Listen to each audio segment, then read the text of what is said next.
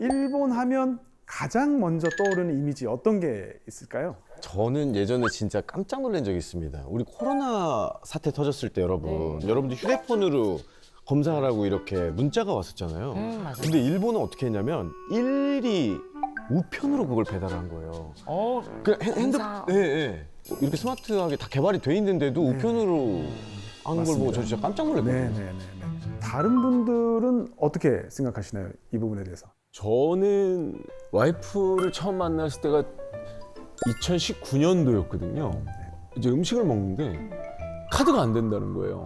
커피를 먹어도 카드가 안 된다고. 이때는 또 잘 안 됐을 때네요. 19년도는 안 돼가지고 카드만 들고 갔다가 와이프 앞에서 굉장히 부끄러웠던 적이 있거든요. 그 커피값 하나도 못 내는. 18살 어린데 와이프가 돈을 대신해주고 그래서 일본 왜 이렇게 멈춰있지라는 생각을 맞아요. 그때 했었거든요. 아니 근데 그게 개발이 안 된 게 아니잖아요. 카드 리더기가 우리나라 2019년이면은 여러분 카드가 개발되면 개발됐지. 맞아요. 단말기는 개발이 이미 다 끝나 있거든요. 그렇지. 네네, 맞습니다. 저도 이제 몇 년 전에 비슷한 경험을 했는데요. 이제 일본 동료들하고 좀 긴급하게 서류를 좀 처리할 일이 있어가지고 동료들한테 부탁을 하나 했습니다. 제가 이제 PDF 파일로 서류를 보낼 테니까 거기에 이제 전자 서명을 해서 다시 나한테 빨리 돌려달라 이렇게 네. 얘기를 했는데 이제 여러 가지 문제가 생겼어요. 일단은 PDF 파일을 열지 못하는 동료가 있었고요. 그 다음에 또 어떤 동료는 아니 이거 이렇게 처리하는 게 보안상의 문제나 이런 것들 문제되지 않을까? 그래서 굉장히 걱정을 하는 동료들도 있었습니다. 그래서 제가 야 그러면 어쩔 수 없다. 혹시 팩스 있냐? 근데 팩스는 다 가지고 있는 거예요. 그래서 빨리빨리 팩스로 처리합시다. 그래서 일이 해결이 됐던 적이 있었습니다. 이게 불과 사실은 뭐 몇 년 전인데 실제로 일본에서는 팩스 도장 종이가 3대 신기라고 불립니다. 원래 이 3대 신기라는 거는 그 일본의 건국 신화에 나오는 거울, 칼, 그리고 고곡이라고 불리는 장식용 구슬을 말하는 건데요. 이게 이제 일본 왕실 대대로 전해 내려오는 보물이죠. 그런데 이제 새로운 21세기의 3대 신기가 바로 이 팩스 도장 종이가 꼽히고 있습니다. 그래서 학교나 관공서에서는 여전히 팩스를 많이 사용하고 있고요. 맞아요. 그리고 여러 가지 이제 재밌는 사항들이 많았는데 2020 도쿄올림픽이 1년 사실 늦춰져서 2021년에 치러졌는데 그때 이제 NHK가 전 세계에 발신을 하면서 팩스로 응원 메시지를 보내달라.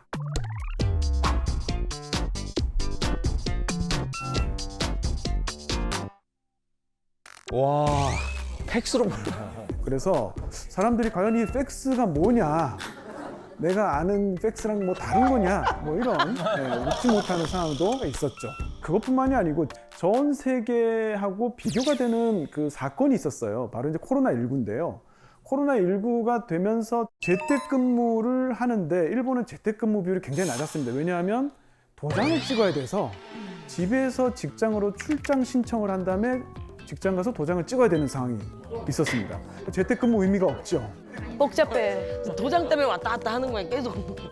그리고 선거가 있었거든요. 코로나 기간 중에. 그때 이제 일본에서 지자체 공무원들이 연필을 다 깎고 있었습니다. 와. 선거 때문에. 왜냐하면 일본은 이제 선거할 때 투표 용지에 그 연필로 이름을 쓰거든요. 그렇죠. 맞아요. 근데 이제 감염의 위험도 있고 하니까 1인당 연필 하나씩 주려고 공무원들이 10,000개를 다 깎는 거예요. 이럴 수가 있나? 실제로 이제 이 조사를 보시면 이 디지털 기술 같은 이제 적응력을 조사한 건데 일본이 32위입니다. 미국이 1위고 한국이 6위로 평가된 거하고 비교하면 차이가 굉장히 많이 크죠. 그러네요.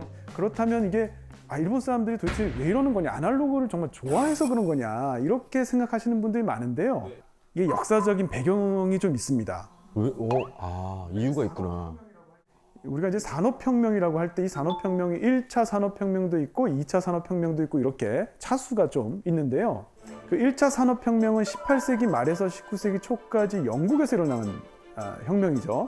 그래서 이때 가장 핵심이 됐던 기술이 바로 증기기관입니다. 근데 이 증기기관은 전 산업에 응용되면서 관련된 이제 보완적인 발명이 많이 일어나거든요. 그래서 이 증기기관 같은 걸 우리가 범용기술이라고 부르는데 19세기 말이 되면 이제 내연기관하고 전기모터가 이제 새로운 범용기술이 되죠. 요걸 이용한 게 자동차, 세탁기 이런 거고요. 그다음 또다시 100년 뒤 20세기 말에 범용 기술이 뭐냐면 인터넷하고 컴퓨터입니다. 이게 1990년대인데 일본은 1990년에 버블이 붕괴하고 한 10년 동안 장기 침체를 겪으면서 이때 충분히 투자가 돼야 되는데 투자가 되지 못했어요. 그래서 1980년대까지 썼던 그 레거시 시스템, 그러니까 팩스 도장 종이가 바뀌지 못하고 그대로 남아 있었던 겁니다. 그런데 네트워크 효과라 그래서 우리가 스마트폰을 나만 쓰면 쓸 데가 없죠. 누군가 다른 사람도 스마트폰을 써야 통화가 되잖아요. 그래 쌍방이지. 그렇죠. 나만 컴퓨터를 가지고 있고 아무도 안 가지고 있으면 이게 무용지물입니다. 그런데 팩스는 좀 오래됐지만 누구나 다 가지고 있기 때문에 그나마 팩스가 굉장히 편한 거죠. 네. 아 이게 무슨 문제인지 그게 확실히 네트워크 알았습니다. 효과입니다. 그러니까요. 그런데 사실은 이게 아날로그가 좋아서 한다라고 얘기하기는 좀 어려워요. 왜냐하면 아날로그도 할 수 있고 디지털도 할 수 있는데 내가 굳이 아날로그가 좋아서 난 이걸 선택할 거야 라고 하면 취향인데 지금 일본의 상황은 아날로그를 쓰면서 디지털이라는 선택지가 없는 경우가 많아요. 그래서 맞아요. 어쩔 수 없이 쓰는 경우가 많기 때문에 취향보다는 환경적인 측면이 상당히 많이 작용하고 있다 이렇게 볼 수 있고요. 일본도 이제 이 문제의 심각성을 알고 있기 때문에 디지털 청이라는 관청을 만들었습니다. 그런데 이제 반응이 어땠냐면 한 달 반 만에 400건이 넘는 항의성, 반론이 제출됐습니다.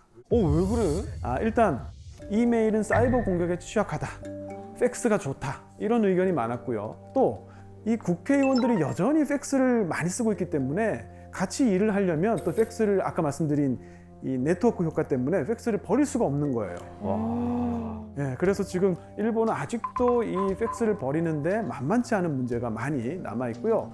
다만 우리가 이제 오해하시면 안 되는 게 일본이 디지털화에 뒤처져 있다 그래서 뭐 민간 부문까지 다 뒤처져 있다라고 생각하시면 좀 곤란하고요. 우리가 생각하는 이 뒤처져 있는 부분은 대부분 공공 영역, 퍼블릭 섹터의 디지털화가 굉장히 뒤처져 있고 민간 부분은 그래도 격차가 그렇게 크지는 않습니다.